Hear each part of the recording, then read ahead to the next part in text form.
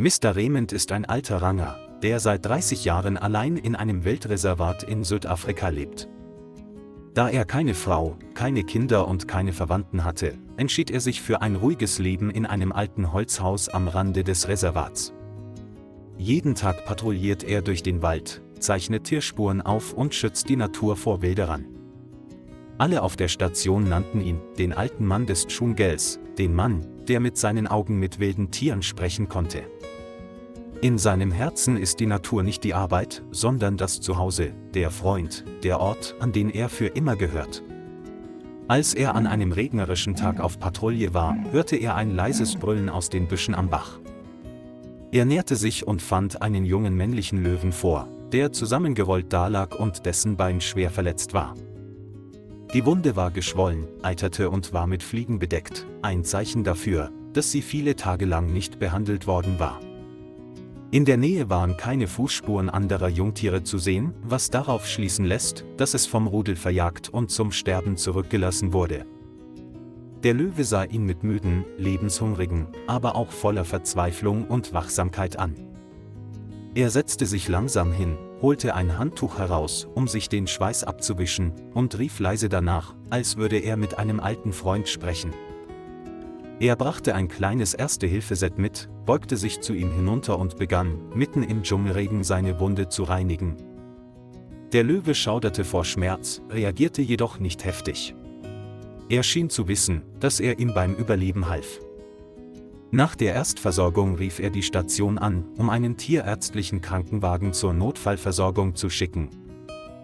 Es regnete immer noch, aber er ging nicht weg, sondern blieb dort sitzen und schützte es mit dem dicken Mantel, den er trug, vor dem Regen.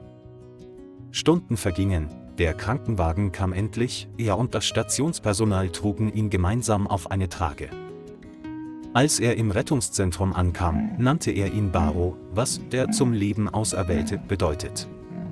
Baro wurde in den Behandlungsraum gebracht, wo der Tierarzt die Wunde vernähte und ihm Notfallflüssigkeit verabreichte. Die ganze Nacht verließ er sein Zimmer nicht, wischte sich den Schweiß ab und flüsterte Baro Geschichten zu. Zwischen dem alten Mann und dem verlassenen wilden Tier begann eine stille, wortlose Bindung zu erblühen. Baro wurde erfolgreich behandelt und in einen Erholungsstall direkt neben Mr. Raymonds Hütte gebracht. Jeden Tag bringt er Futter und Medizin und sitzt stundenlang neben dem Käfig und redet mit ihm. Baro war zunächst schüchtern und versteckte sich in der Ecke des Käfigs, kam ihm aber allmählich näher. Er erzählte ihm Geschichten aus der Vergangenheit, von der Zeit, als er fast an Malaria gestorben wäre, und von dem Adler, der ihm immer folgte. Baro hörte zu, sprach nicht, aber seine Augen leuchteten allmählich auf, seine Ohren waren ihm zugewandt, als verstünde er jedes Wort. Wenn es kalt war, deckte er Baro mit einer Decke zu, und wenn es heiß war, stellte er eine Schüssel mit kaltem Wasser neben den Käfig, damit er trinken konnte.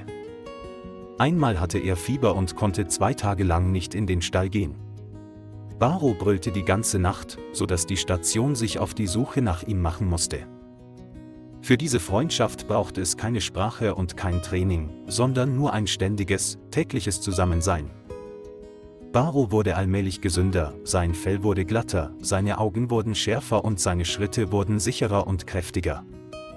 Nach 3 Monaten, als seine Instinkte zurückkehrten, jagte es im Trainingsgebiet kleine lebende Beutetiere. Im 4. Monat entwickelte es bereits schnelle Reflexe und lernte wieder, Beute zu verfolgen und auf hohe Felsen zu klettern. Im 5. Monat kamen die Ärzte zu dem Schluss, dass Baro bereit war, in die Wildnis zurückzukehren. Herr Raymond schwieg eine Weile, saß lange neben Baro, streichelte sanft seine Mähne und sagte einfach, es ist Zeit. Am nächsten Morgen wurde die Scheunentür geöffnet, Baro trat heraus, drehte sich um ihn anzusehen, und verschwand dann im tiefen Wald. Niemand sagte etwas, aber alle sahen ihn lange dastehen, mit einem alten, geflickten Schal in der Hand. 3 Monate später, als die Sonne gerade aufging, hallte vor dem Tor der Rangerstation ein vertrautes Brüllen wieder.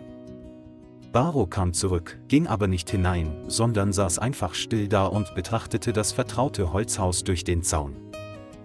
Mr. Raymond ging hinaus, rief seinen Namen, Baro knurrte leise und legte sich hin, als würde er warten. Sie sahen einander an, kein Laut, keine Berührung, nur Augen, angefüllt mit tausenden Geschichten. Von da an kam Baro alle paar Monate zurück, wählte immer einen ruhigen Morgen und reiste ab, bevor die Sonne hoch am Himmel stand. Baro hat das Tor nie aufgebrochen oder versucht, einzudringen, er saß einfach nur da und hielt Wache, als würde er etwas Heiliges beschützen. Mr. Raymond hatte immer etwas gekochtes Fleisch zur Hand, legte es auf den Zaun und stand ruhig da und sah zu.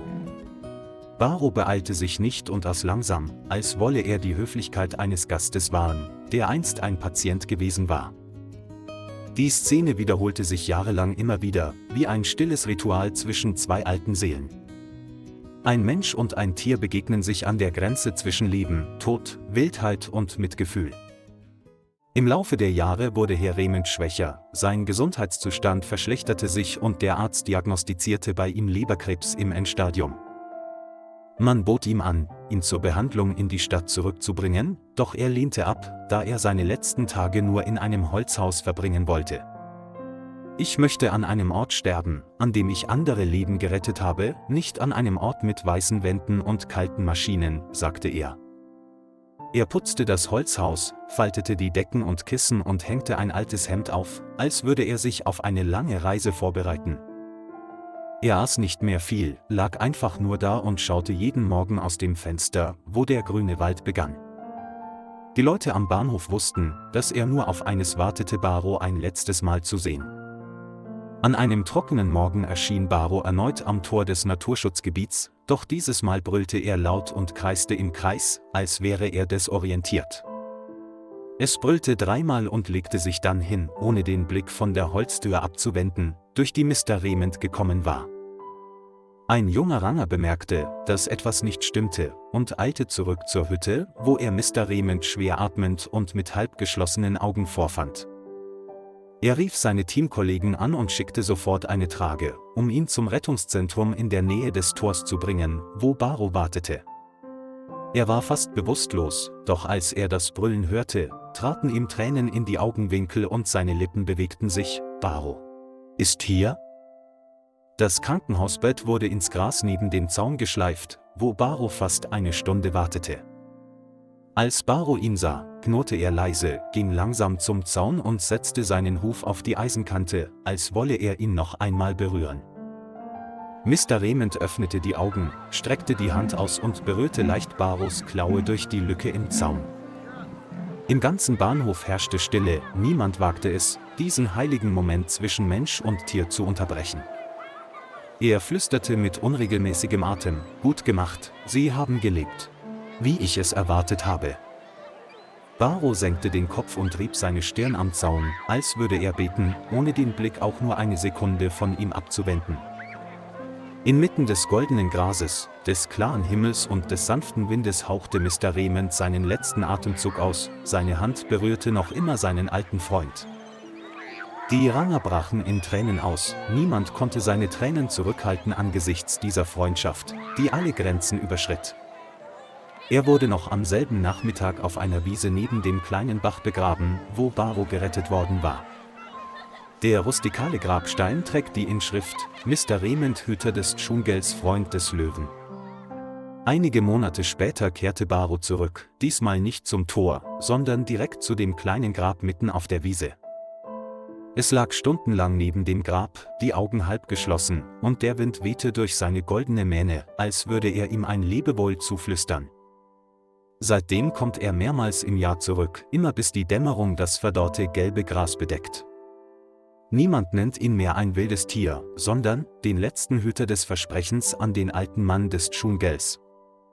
Eine Freundschaft ohne Worte, nur ein Blick, ein Warten bewegte die gesamte Zurückhaltung. Was denkst du über diese Geschichte? Bitte hinterlassen Sie Ihre Kommentare im Kommentarbereich.